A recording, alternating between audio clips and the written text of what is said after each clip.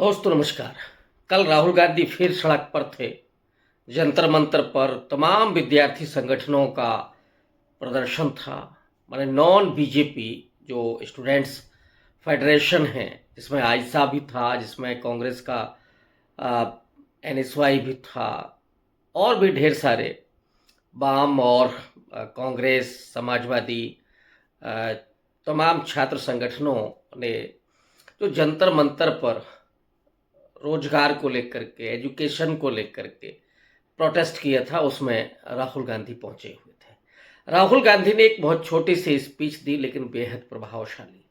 और राहुल गांधी ने जिस स्पष्टता के साथ हायर एजुकेशन इंस्टीट्यूशंस में जो आरएसएस का बोलबाला है, जो आरएसएस का कब्जा है, उसको एक बार फिर से एक्सपोज किया। गौरतलब है कि राहुल गांधी बराबर इस बात को कहते रहे हैं कि जो तमाम संस्थान हैं, उन संस्थानों पर आरएसएस के लोगों को बिठाया जा रहा है, और आरएसएस के लोग दीमक की तरह भीतर ही भीतर उन संस्थानों को खोखला कर रहे हैं, संविधान की नींव को कमजोर कर रहे हैं। यही कारण है कि भारतीय जनता पार्टी ने पिछले लोकसभा चुनाव में अब की बार 400 पार का नारा दिया और संविधान को खत्म करने की बात कही। लेकिन सैल्यूट है इस देश के लोगों को, जिन्होंने संविधान की रक्षा की खातिर अपने तमाम दूसरे मूल्यों और सिद्धांतों को ताक पर रख करके, उनको परे करके संविधान बचाने की लड़ाई में वो विपक्ष के साथ खड़े हुए। राहुल गांधी ने अपने हाथ में संविधान को लेकर के जो लोगों को संबोधित किया, नौजवानों को, किसानों को, दलितों, आदिवासियों, पिछड़ों को, अल्पसंख्यकों, खास करके मुसलमानों और ईसाइयों से लगातार जो अपील की संविधान बचाने की, वो मेहनत उनकी रंग लाई। और भारतीय जनता पार्टी उन तमाम संवैधानिक संस्थानों की कमजोरी के बावजूद या उन पर कब्जा के बावजूद नरेंद्र मोदी 240 पर आकर के टक गए। नतीजा ये हुआ कि नीतीश कुमार और चंद्रबाबू नायडू की बैसाखियों पर नरेंद्र मोदी की सरकार चल रही है। लेकिन जिस तानाशाही पूर्ण अंदाज में मोदी की सरकार इस समय काम कर रही है, उसी को लेकर के कल जो कुणाल कामरा का वीडियो आया, उस वीडियो में भी उन्होंने तानाशाह कह करके संबोधित किया नरेंद्र मोदी को। उसके बाद एकनाथ शिंदे को लेकर के एफआईआर भी हुई। तो ये जो सरकार है, जिस तरीके से काम कर रही है, संस्थानों को कब्जे में लेकर के, और नौजवानों को उन्हें अशिक्षित ही रखना है। अगर वो पढ़ेंगे लिखेंगे, शिक्षा उनको मिलेगी, तो उनके एस्पिरेशन भी बढ़ेंगे, वो रोजगार मांगेंगे, वो बड़ी नौकरियां मांगेंगे, और सरकार सिर्फ उन्हें 10-15 हज़ार पर अटका के रखना चाहती है। इस समय हालत ये है बेरोजगारी की और भारत के इंस्टीट्यूशंस की कमजोरी की। आईआईटी मुंबई का स्टूडेंट्स, जो पास आउट स्टूडेंट्स है, वो भी अब 40,000 रुपये पे काम कर रहा है। कभी इस देश ने इस तरह का दौर नहीं देखा। अव्वल तो आईआईटी मुंबई, आईआईटी दिल्ली और आईआईटी कानपुर, यहाँ से जो बीटेक होल्डर और एमटेक होल्डर निकलते थे, वो अमेरिका और यूरोप के बड़े बड़े इंस्टीट्यूशंस में और बड़े कंपनीज में जा कर के काम करते थे, बड़ी ऊंचाइयां हासिल करते थे, बड़ी पगार पे काम करते थे, नाम रोशन करते थे, देश की जीडीपी में वो अपना योगदान देते थे। लेकिन आज ये हालत है कि आईआईटीएंस को भी, एमबीए वालों को, और जो और तमाम इंस्टीट्यूशंस हैं, उनको कोई ख़ास पहचान और तवज्जो नहीं मिल रही। उसकी मूल वजह वही थोड़ा सा एमबीबीएस का जो प्रभाव था, वो यूरोप में, खास करके इंग्लैंड और इन देशों में रहा है। अब वो भी धीरे धीरे कम हो रहा है। तो देश के लोगों को रोजगार कहाँ से मिलेगा? सरकार ने आरक्षण को ख़त्म करने के लिए यहाँ एक बढ़िया तरीका निकाल लिया है कि सरकारी आपको महकमे में नौकरियाँ नहीं देनी हैं।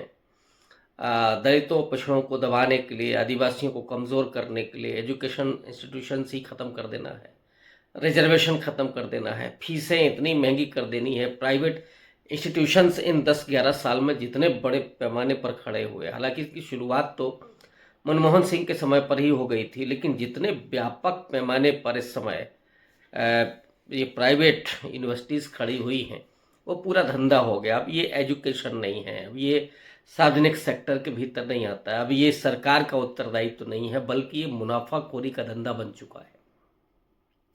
ऐसे में आप कैसे उम्मीद कर सकते हैं कि एक गांव का और पहाड़ी इलाके का या दूर दराज का कोई आदिवासी बच्चा या दलित पिछड़े कमज़ोर पृष्ठभूमि का कोई किसान का बेटा बेटी कैसे एमबीबीएस कर सकते हैं, कैसे इंजीनियरिंग करके या आईएएस की तैयारी कर सकते हैं। लेटरल एंट्री वहाँ पर भी शुरू हो गई है।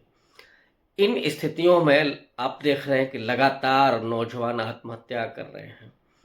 इन तमाम समस्याओं को लेकर के जो नौजवान हैं वो आज जंतर मंतर पर थे, कल जंतर मंतर पर थे, और वहाँ पर राहुल गांधी ने संबोधित किया और इस बात को रेखांकित किया कि इन इंस्टीट्यूशंस में आरएसएस के लोग बैठे हुए हैं। अब जो राज्य विश्वविद्यालय हैं वहाँ पर भी उनकी घुसपैठ बढ़ रही है। ये एक बड़ी चुनौती के रूप में राहुल गांधी उन संगठनों को संबोधित करते हैं और सीधे तौर पर चुनौती पेश करते हैं सरकार के लिए। ये चुनौती राहुल गांधी की वो कितनी कारगर साबित होगी और उसकी क्या मीनिंग है, इस पर भी थोड़ी सी बात करेंगे। लेकिन एक और मुद्दा जो कल पार्लियामेंट के भीतर उठा वो था जो जज साहब हैं वर्मा जी, उनके घर में जो 500-500 रुपए के जलते हुए नोट मिले इस देश में। अब आप कह सकते हैं कि कहाँ गरीबी है, कहाँ भुखमरी है, कहाँ पैसा नहीं है। पैसा है लेकिन किन धन्ना सेठों के घरों में है, जजों के घरों में है, जो बड़े अधिकारी हैं उनके घरों में पैसा है, बड़े नेता हैं उनके घरों में पैसा है, अथाह पैसा है। लेकिन जो गरीब है वो और ज़्यादा गरीब होता जा रहा है। ये असमानता की खाई लगातार चौड़ी होती जा रही है।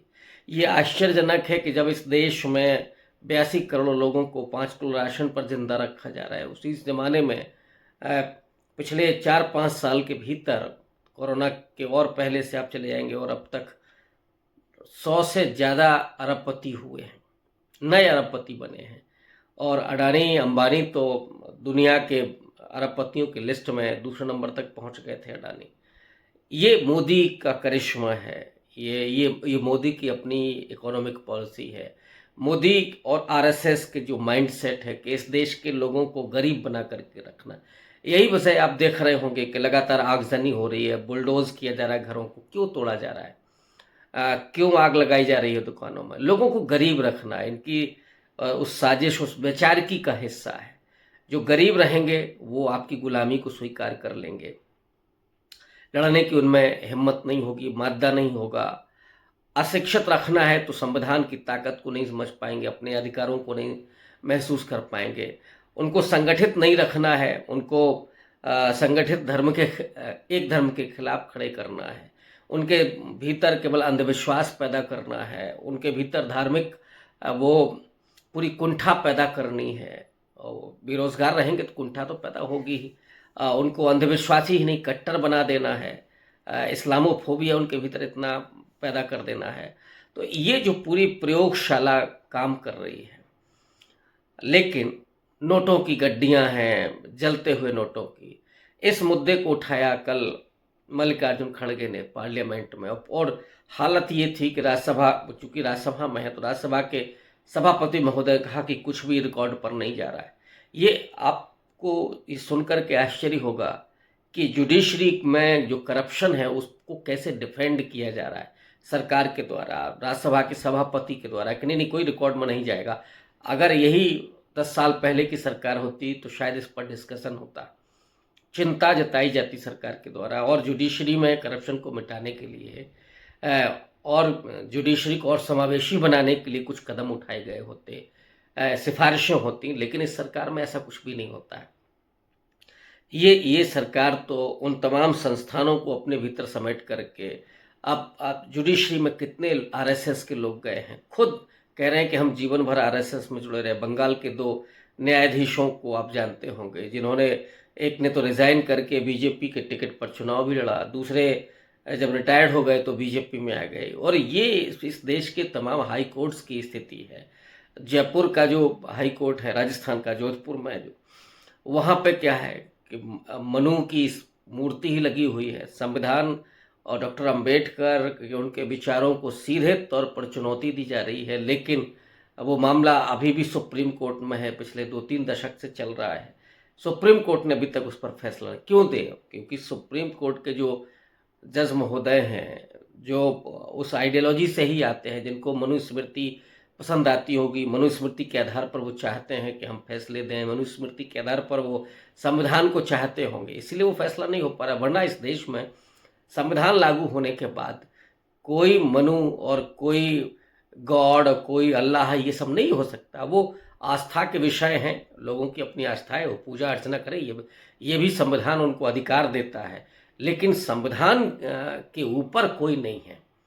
संविधान के दायरे में सबको अपने अधिकार मिले हुए हैं, किसी भी धर्म का कोई व्यक्ति हो, सबको मिले हुए हैं, आस्था का सबका सम्मान है। लेकिन धर्म या ईश्वर, ये अल्लाह, वो खुदा, गॉड संविधान को वायलेट करेगा, ऐसा संभव ही नहीं है। लेकिन जो किया जा रहा है इस समय, वो बेहद भयानक है और 10वीं-11वीं शताब्दी में हमको ले जाने की कोशिश हो रही है।